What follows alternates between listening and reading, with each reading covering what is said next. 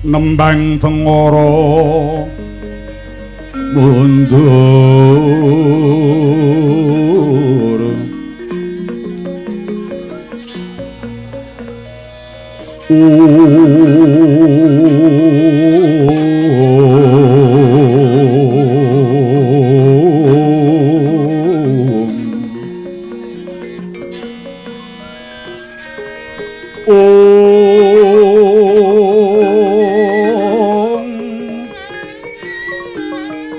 sawadyane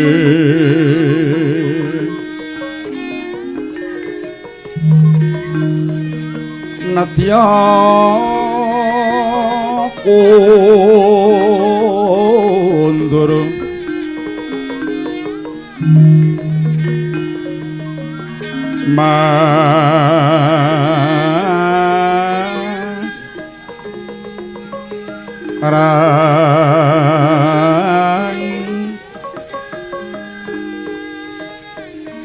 jroning puraya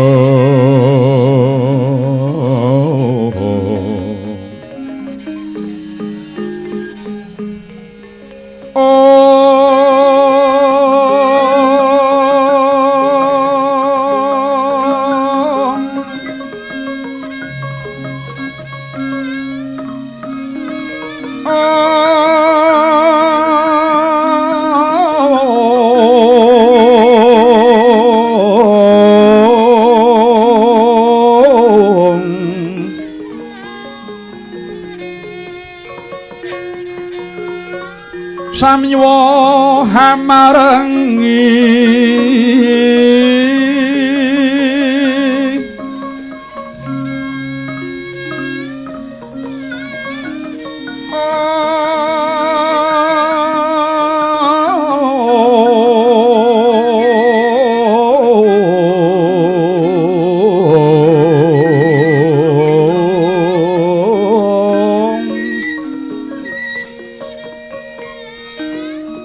sanget palayuning bala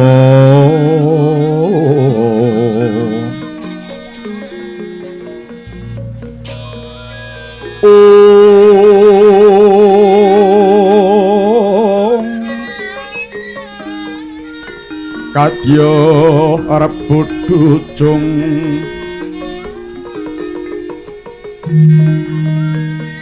pansampun atebi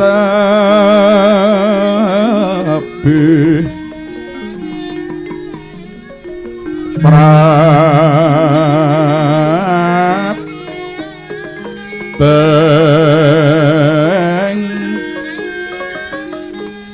jroning pura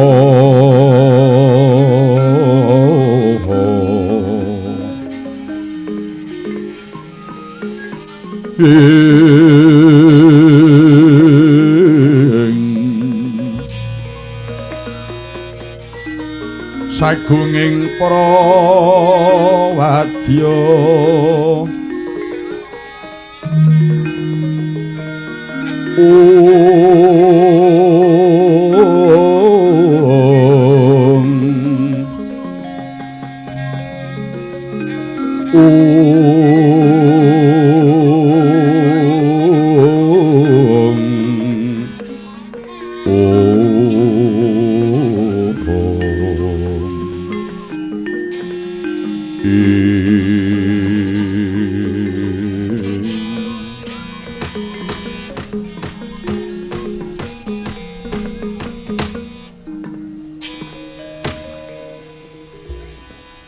telas kantun teles tiwas sing palagan keblebek ludira temah nggonda warus purnaning Bandayuda sang Hyang Kurawa mangsah lan sang Antasena lapet Hyang Arka wis manjing Ancala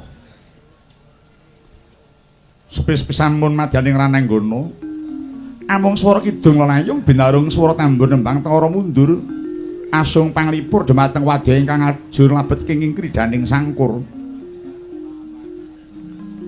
melas-tilas sing Rananggana amung kuku sendha ingkang kintri maruta tan kantun kandha kuda kanjeng babandhepani Bantala lesah belas sah bathang gajah rinajah panah tuwin kang wadya ingkang kandhuwan kingkin nyumerupi layon gilang-gilang datan karukti lepesin usul petenging ratri ingkang mangsih gesang anggem parang lumaris muncati baris lumayu ngudi rahayu anyar korok kawurian kang taranggono kaya-kaya datan grahita dateng wadya kang kawelas arsa sambat lan tanandang do kita Yuwang Sita Lesmi sumnan lelai wah pepadang dumateng panandang wiyadi temah datan kraos lamun endahe wis ngancik ing wanci madya ratri sang saya dalu hararas Abyara kang lintang gumedhap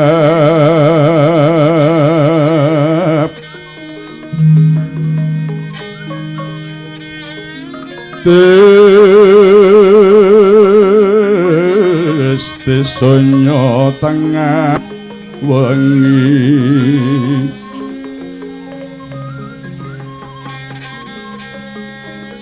lumarang kantaning pus pita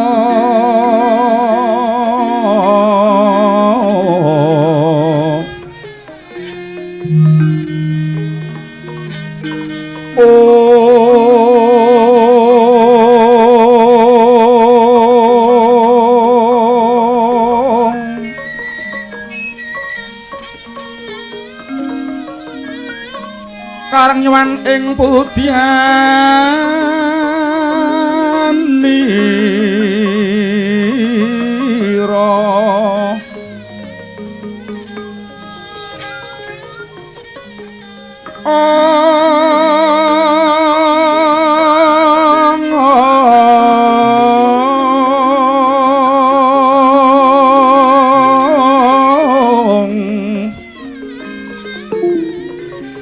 Sang Dwijawara brengeng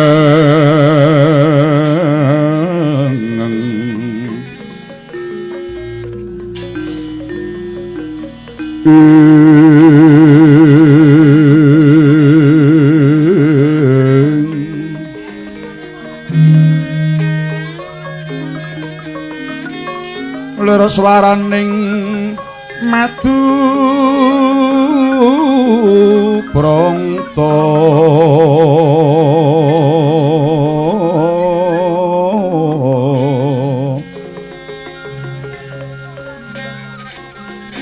manungsung bening kehambang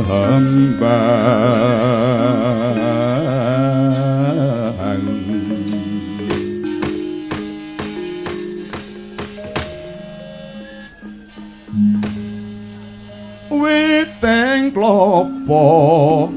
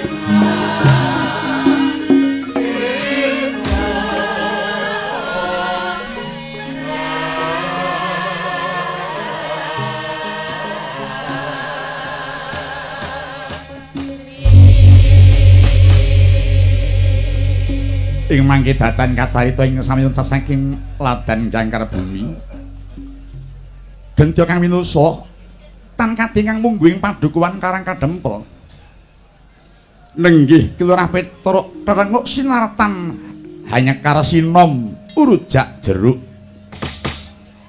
Duk ngerandang ngentang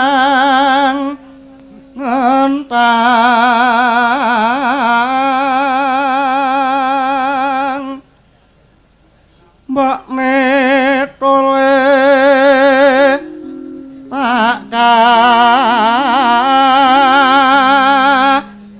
Dani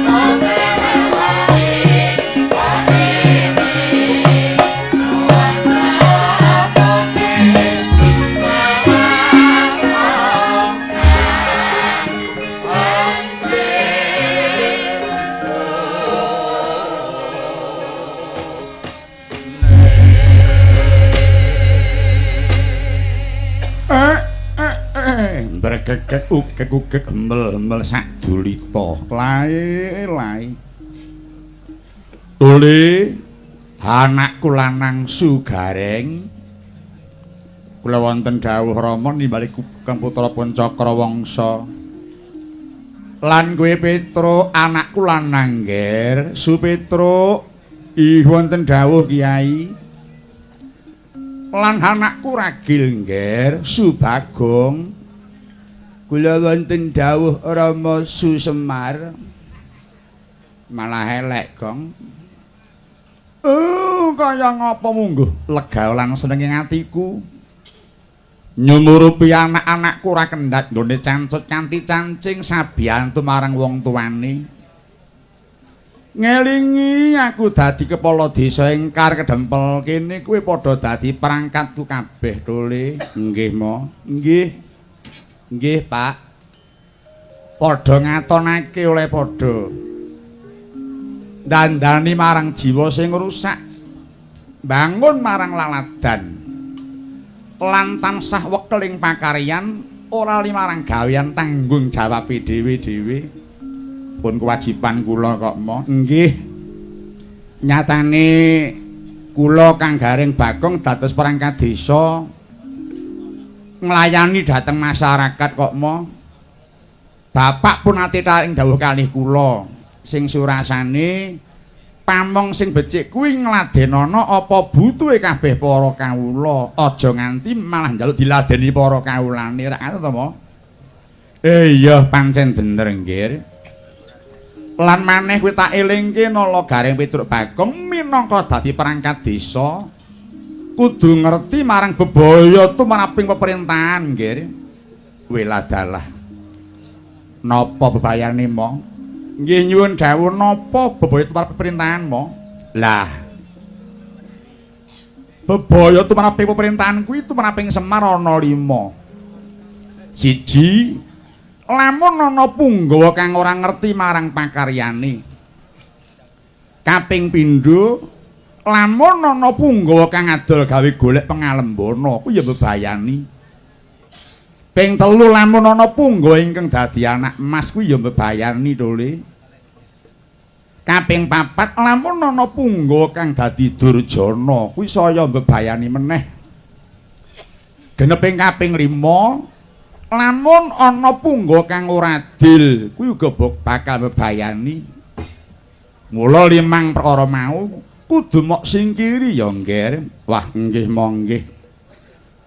Ngestaken dawuh, Mo. Karo maneh kowe mung tansah tak elingke. Elinge marang tembung Pancaguna saka layang Witaradya sing surasane sipating pamong kudu bisa rumeksa, rumesep lawan urumangsa, nggih. Rumeksa lire jaga negara saisine kaya dene jaga marang barangmu dhewe. Ora masuk yaiku rumaket punggawa sijilan sijine. Lamun ana geseng penemu kudu dirampungke kanthi sarasean. Dene rumesep lire gawe seneng marang padha-padha. Saengga solah bawane weh resepi kang padha tumingal Tole. Ingkang wekasan yaiku rumangsa. Gelem wong nglakoni marang apa kang wis mok tindakake kudu tok ora mangsani, kudu tok elingi tenan ya, nggih.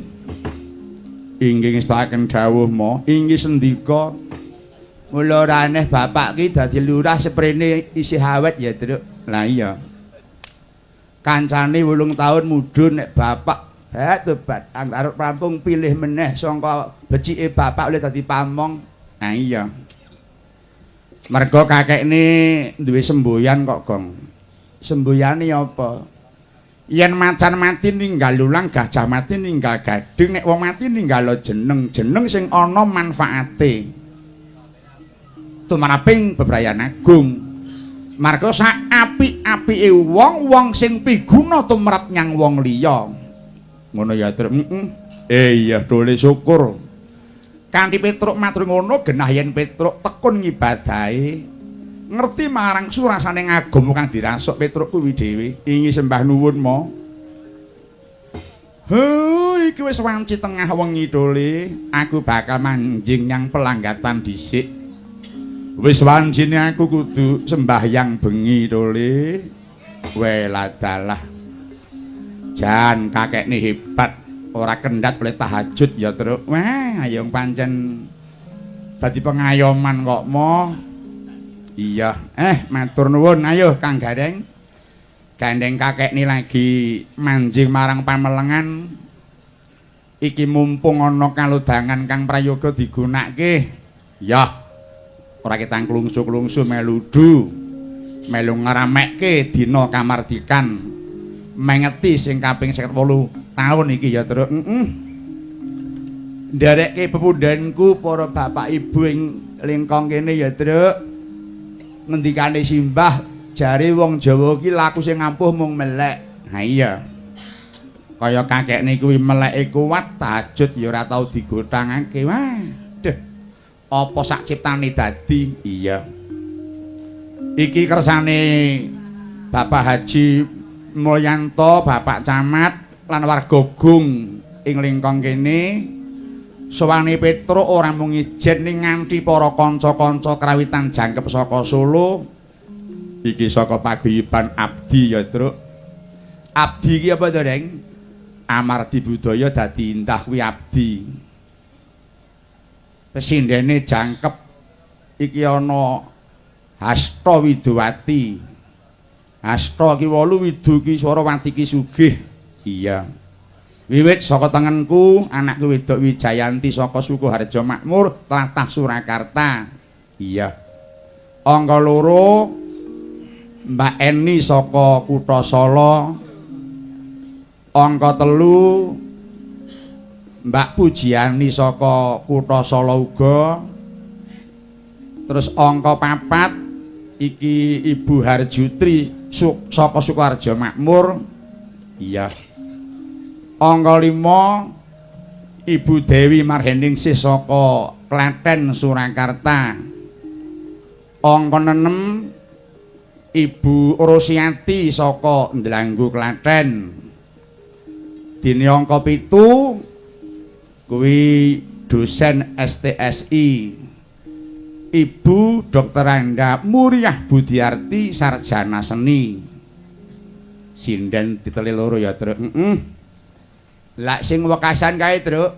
Lah aku urung tepung yen kae. Sajake kok baboning pesinden kae, Truk. Ha iya. Nitik pawakane sing gedhe dhuwur. Ngaglah kaya gajah, bergagah. Nek ning omah. Lah iya. Mbok coba ditepongke, Truk. Kula nuwun sewu, Mbak Yu, kepengin badhe nderek tepang. Inggih, Mas Petro. Asmanipun sinten, Mbak Yu? Kula Ibu Sumiati. Ibu Sumiati. Inggih. Waduh. Wah, Pak Celekut samina terus kelingan sing ora-ora.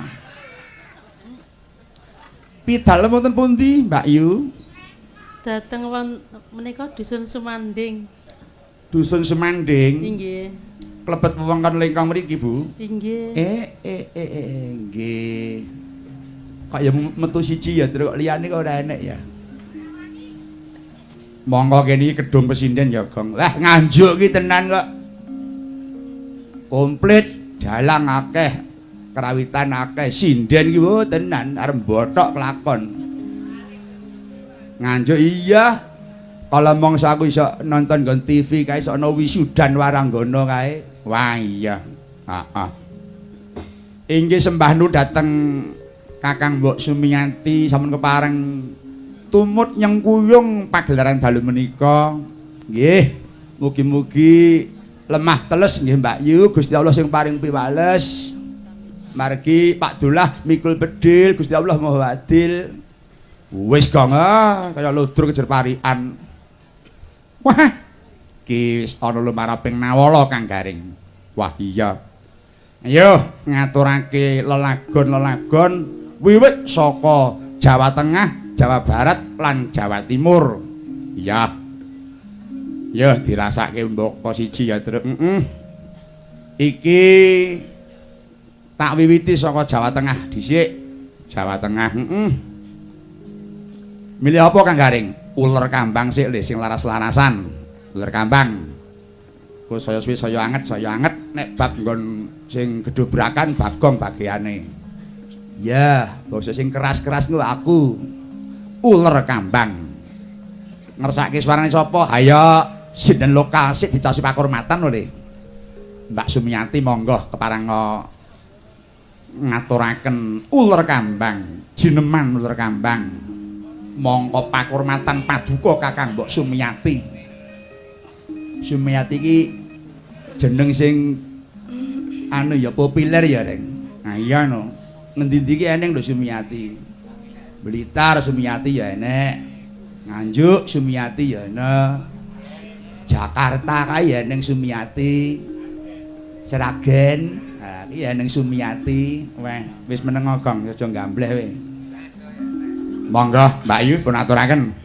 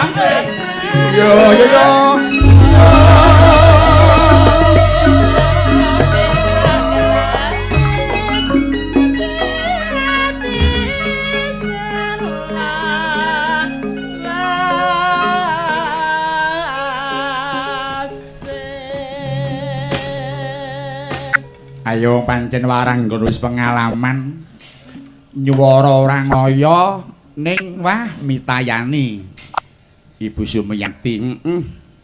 Luar kambang deh. Selamat ulang tahun, semoga tetap berkah rezeki kepada Bapak Haji Mulyanto Suwito. Weh, ora nyono jebul iki Resi Ambal Warsa nggih. Minta lagu Caping Gunung yang dibawakan oleh Bapak Haji Mulyanto sendiri. Waduh, ki dari Adinda Nyonya Wandoyo. Aduh, kula nuwun sewu Koko Prabu, mboten kok nampa nyelekutak, mboten menika lakar wonten awala ingkang kula tampi Koko Prabu. Keparenga Kamas Haji Mulyanto Suwito mau tidak mau diperkosa oleh Ibu Nyonya Wandoyo supados bawa Caping Gunung menika. Monggo Pak Mul. Bapak-bapak Mulyanto tindak ngriki kula entosi.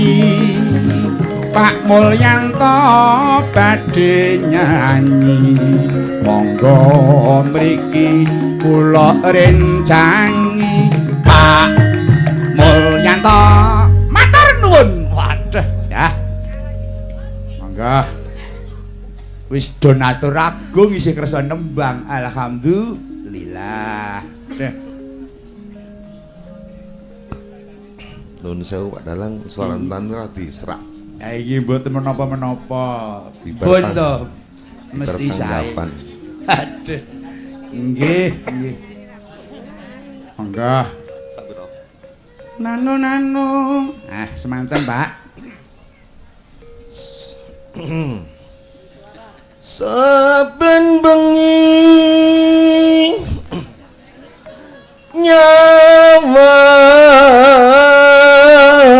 nyawang gunang.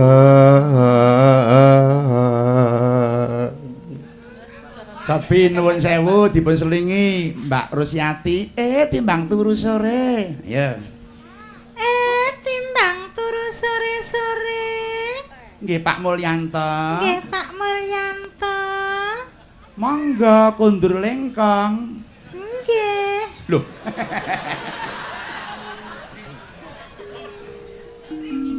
Nano. Yen memajang mung karo janur kuning. Pun selingi Bu Dewi, tak kudange Pak Mulyanto sing ganteng dhewe. Tak kudange Pak Mulyanto sing ganteng dhewe. Sing sembodo dhewe. Sing sembodo dhewe.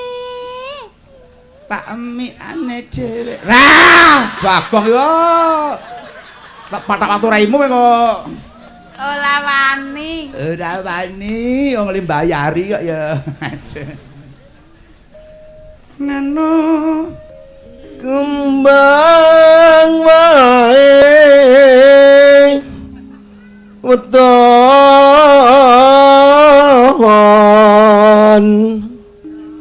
gunung.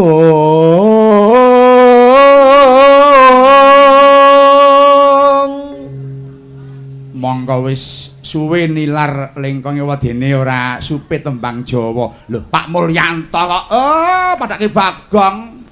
Bagong di Jakarta dile wis muni lu karo gue. Cerewet reng iki. Monggo Pak.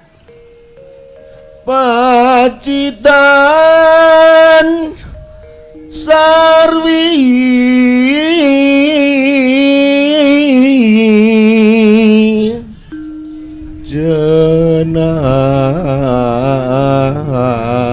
jenang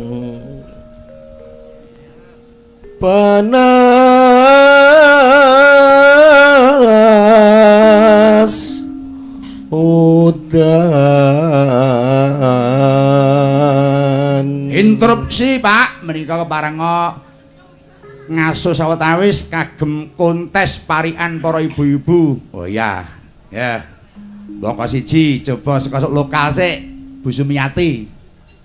Monggo Bu, parian Bu. Monggo untuk menghangatkan suasana. Kali yen nulak angin Bu, monggo. Sajane kula mboten saged parian. Nah. Wong nggih. Nggih sak saged-saged ta Bu, Bu. Mangga.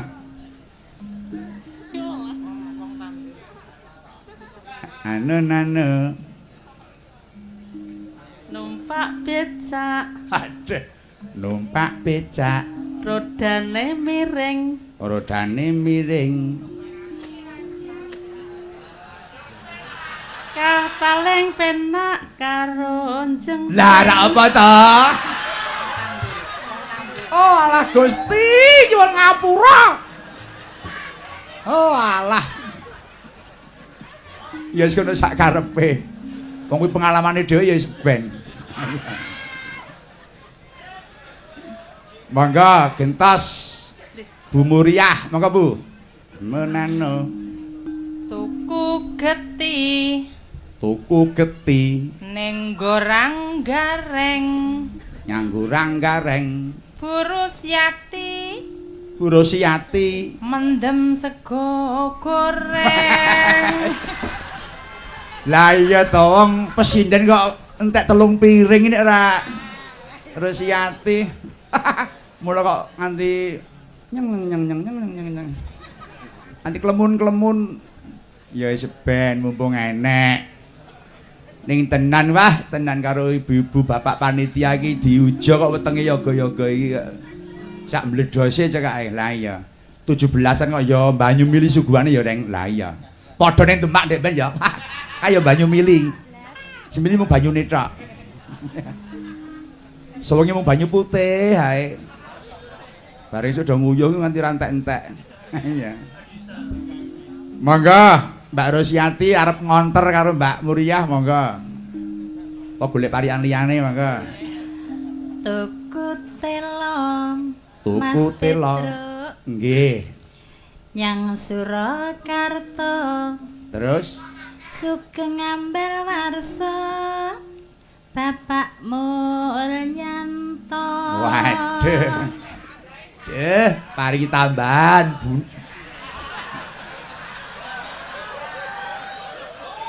Nyerus biuk wedi. Wandamu. Rosyati aku mudeng karepe kok. Aduh sugeng ambal warsa Bapak Haji Mulyanto. Bonus. Aduh. Ya, terima kasih. Monggo Bu Dewi. Nah, ya Bu. Jarek lurik Mas Petrus. Nggih, jarik lurik. Suwek pinggire. Terus Aja dilirik. Ditutke anake. aja lirik kowe Reng. Aku kira kok cerewet. Ya, ki urute. Ayo. Pulang kampung. Waduh, Harjitri pulang kampung, Pulang ke desa. pulang ke desa. Bawa caping gunung. Bawa caping gunung. Cengkok Jakarta. Iya no. Oh nyatane Koko Prabu ki ning ya ngurip-urip sanggar-sanggar seni kuwi kok Mbak Harjitri. Wah iya. Monggo urute. Nah. Iki triplek iki. Sinden ra tau lemu ya siji iki. Jermana ae. Jane sinden apa kucing kok jerbral-bral. Nganti ora ngopeni awak. Monggo Bu triplek. Nyang Kartosono. Nyang Kertosono. Tuku nangka. Tuku nangka. Bapak Mulyanto. Heeh. Marake tresno. Waduh. Ayo tunggale Rosyati buuh, Pak. Aja to. Wis akeh metune Pak Mulyanti kuwi ora ning Pak Mulyanto tekan kene awake dhewe. Kuwi dijali urunan 5000 ngrenengi ngono kok cerewet bagong. Nek tak embut raimu Petro Dik. Nggih, monggo. Selanjutnya nah iki. Iki jane iki sinden apa melon iki. Kuwi nek cara buah kuwi semangka tanpa biji. Disigar biak le murah-murah kae Neng kuwi. Iya, alah kere. Monggo Mbak Eni. Mangan sego. Bocah iki semega tenan mangan sego. Lawuhe gereh. Lawe gereh. Pak Mulyanto. Terus Kapan wayangan meneh? kowe bocah iki nganyang. Ya semoga-moga dadi lengganan. Wah sik kudu pinter-pintere Pak Camat Lengkong sing merayu Pak Mulyanto. Ah iya. Nyatane ora kanggo dhewe, kanggo masyarakat kok, Gong. Dana rasa ya bengi iki. Ha iya. Terakhir anakku wedok iki yo ajar parikan, Nduk. Dewi Kresna. Iya, Nduk, coba kaya ngapa pariamu, Nduk? Mangan gedang.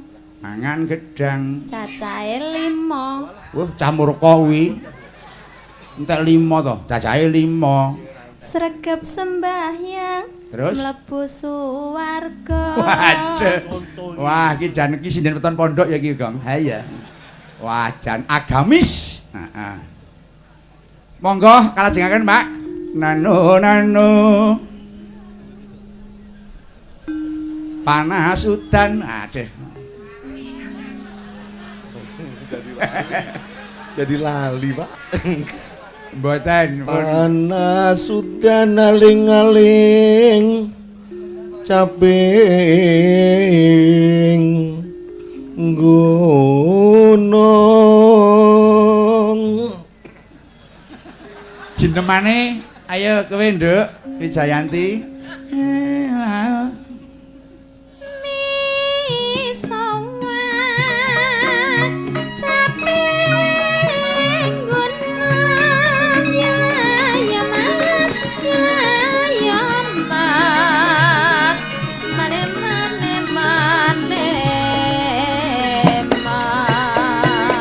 Yo.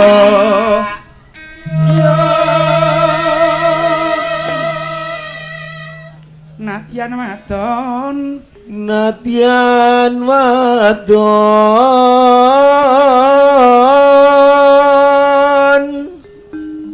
miwah lanang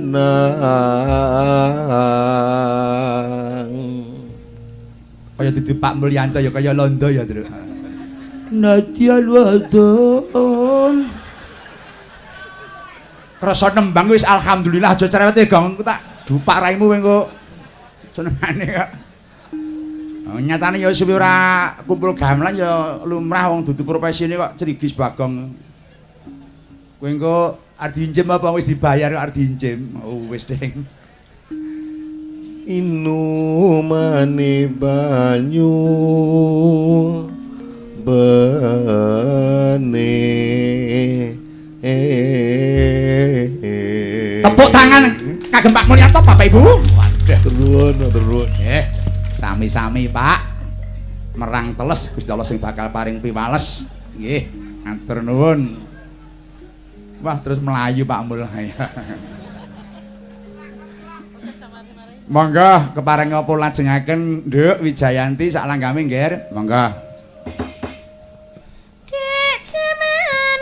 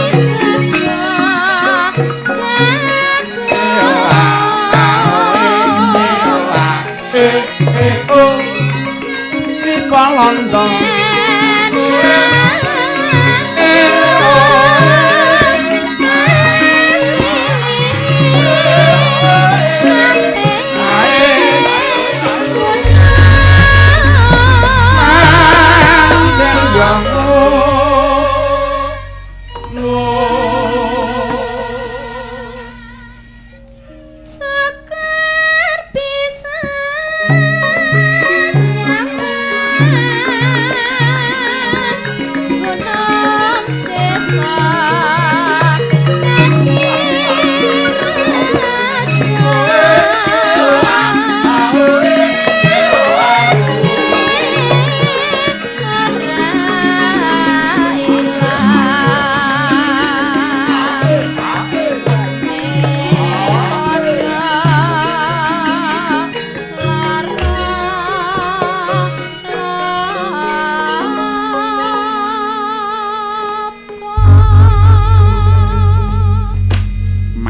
Nuwun wis diaturake caping gunung ya Kang Gareng. Iya. Aku arep nyuwun tulung karo Mbak Rosiati. Gandeng wis ngentekke 3 piring terus nganti mumet. Sego goreng mau. Iya, mula iki ana pituwase. Apa? Nyuwun dipun paringana pangkur Semarangan. Waduh. Iki pangkur ameng-amengan nyawa ya iki. Monggo Bu. Gandeng sampun kaganjel padaranipun mesti tekani suarane. Ha iya ne. Monggo, ya, pangkur Semarangan. Mingkar mingkur rengo kara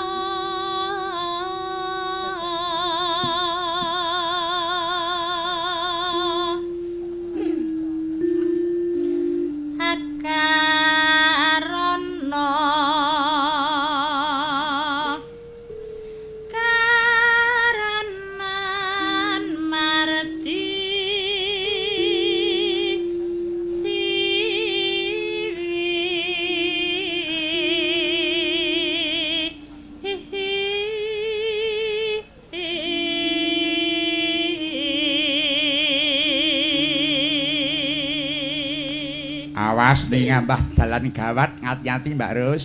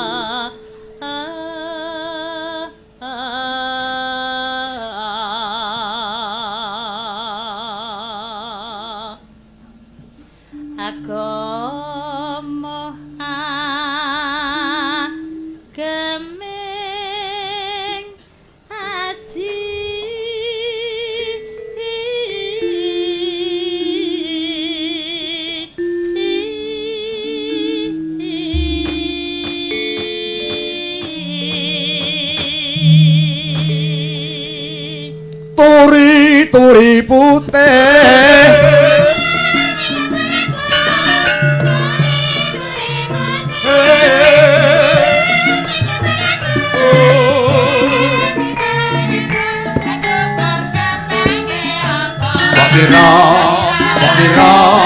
Mbok kira Bang Melati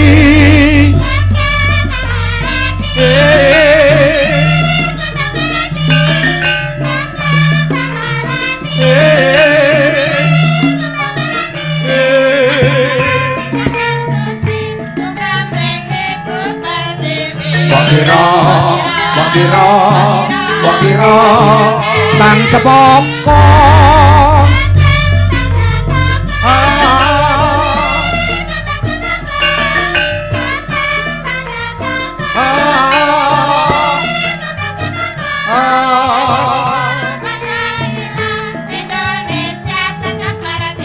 Mbok kira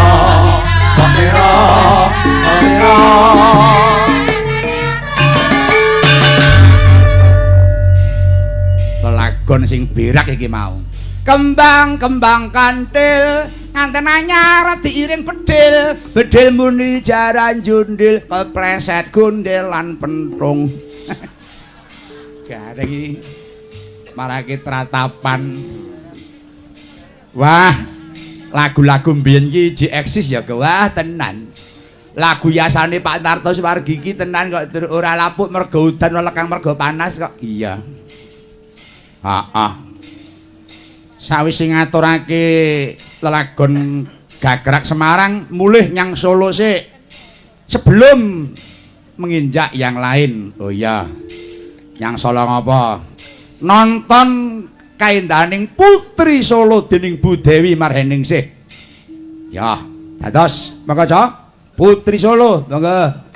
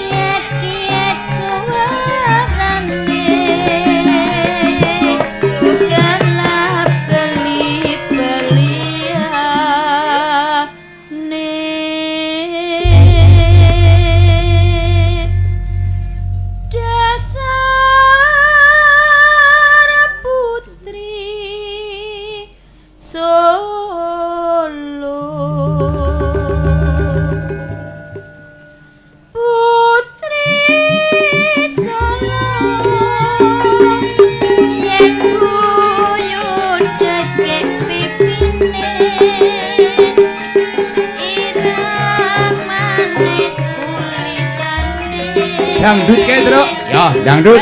Ya.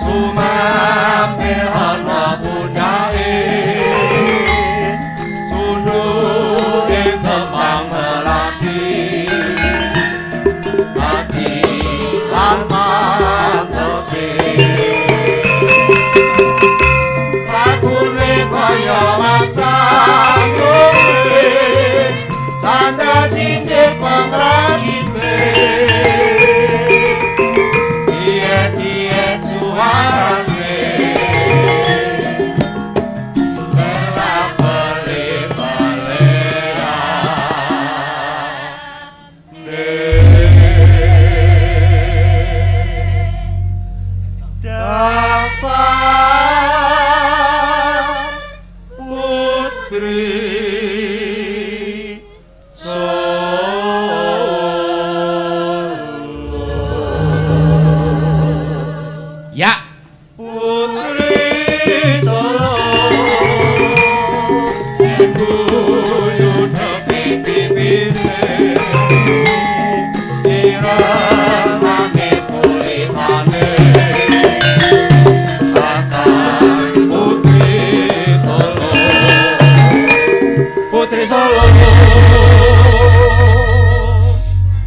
Terima kasih, matur nuwun. Wis nonton kaendahaning Putri Solo. Iya.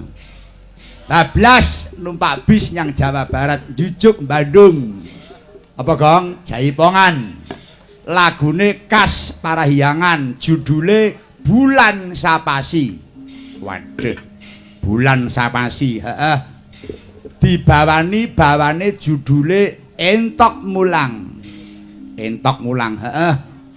Dening Bu Muriah. Wah ya. Monggo Bu, pun bawani rumiyin Bu Muriah. Monggo Bu DRA, ayo Dokter Randa kok eneng tunggale. Apa dadi rondo anyaran?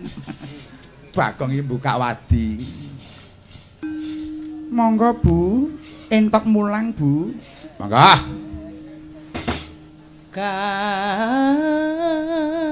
Kajen balik ngali gincing Sukamulang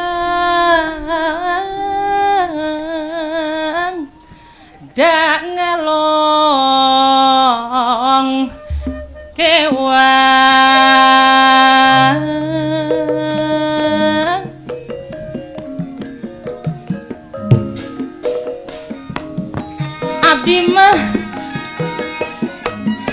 Abdi mah anterkeun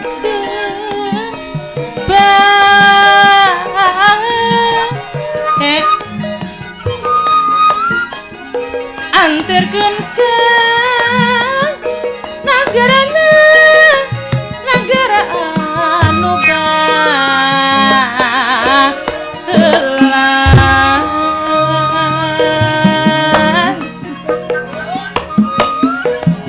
nagara anu baheula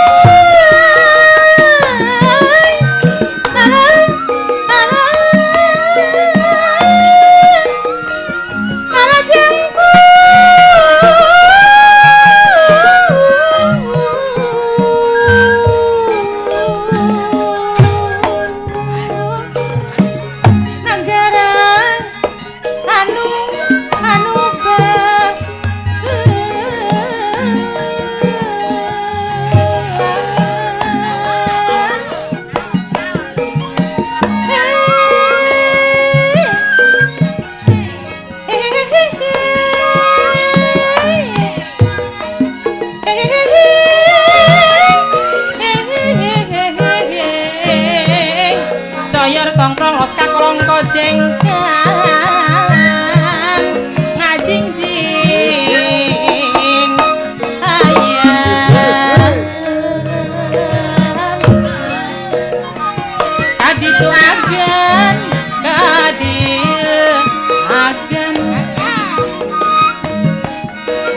mana abong teuing mana nyeri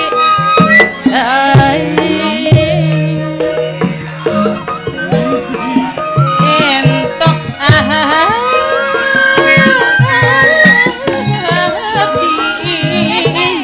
kadieu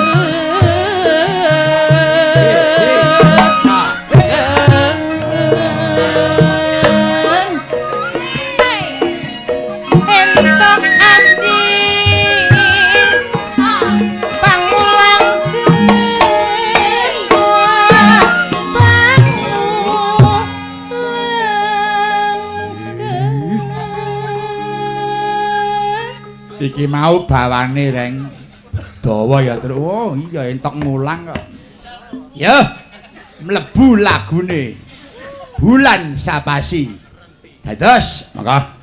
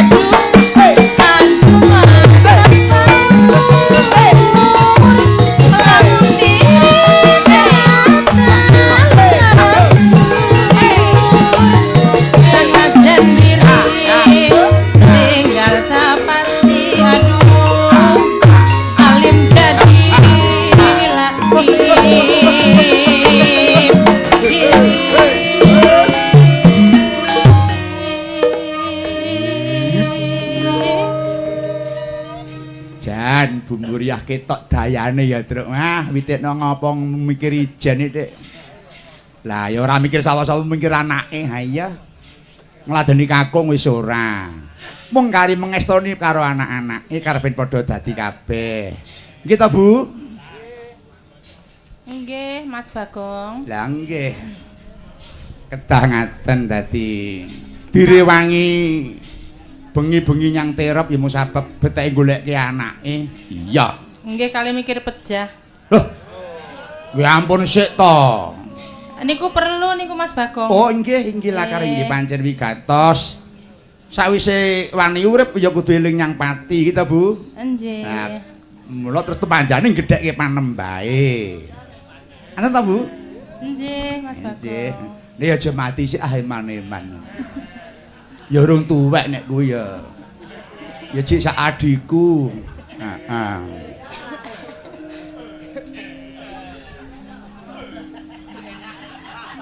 Ampun daya-daya sida sik lho Bu. Kok nek sida kancane Bagong sapa? Sida nangis bocah iki.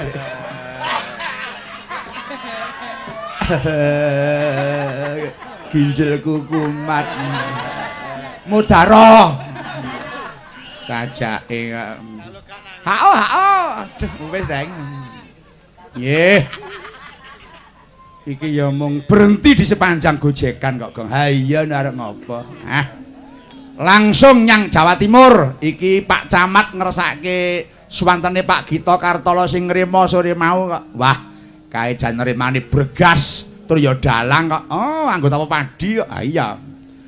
Kamas Gito tindak mriki kula entosi Mas Kartolo badhe nyanyi monggo mriki kula rencangi Cak Kartolo.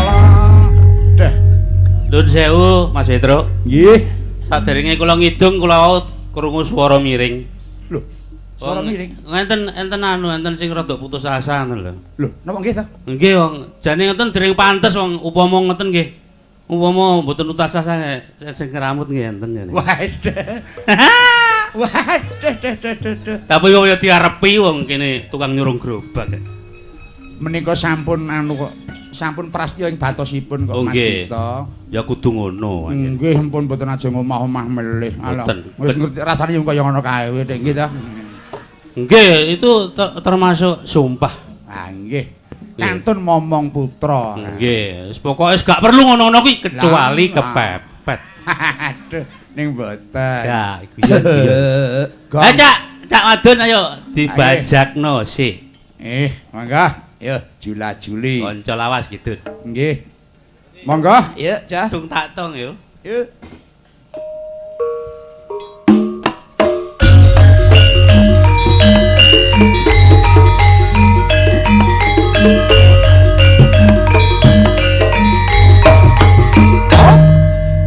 Balong bendo pabrik tenun tuku ketan nok stasiun. Aku rabi rondo rumangsa getun sebab sakniki regane prawan wis mudhun. Kayak rego cengkeh ya Dru Ayah. Ngono ki pancen wong lanang regane larang Dik.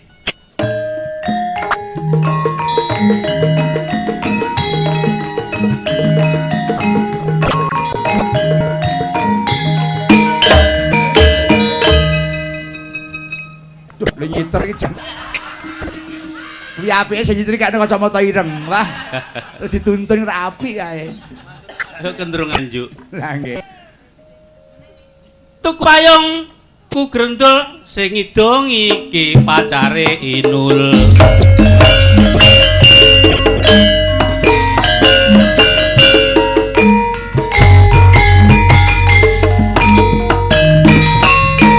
Bos.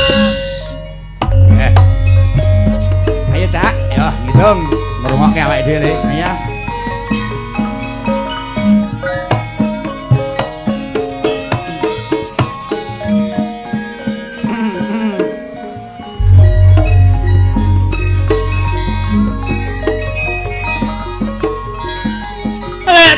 dadi wong tuwa ayo sing eling nyekolah anak sing paling apa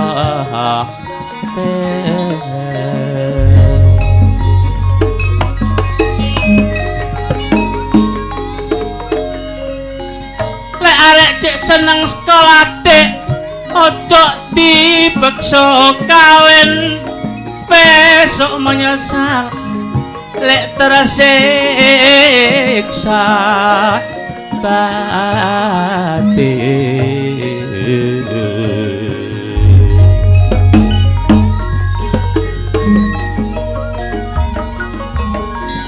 Uga dadi wong lanang ngerti dhewe nek wis wani rapi nyambut ya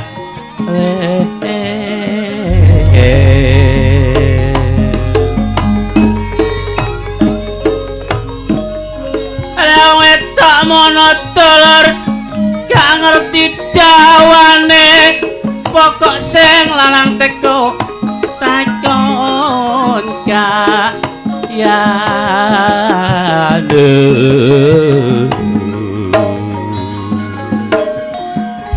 paribasan bojo sak dalan-dalan tapi lek jodoh iki sing rada kangelan mula nek golek bojo dik ojo serampangan mundak-mundak oleh wong wedok sing sipate jagoan nek oleh wong wedok dik sing sipate jagoan senengane cemburu karo wong lanang perkara sethithik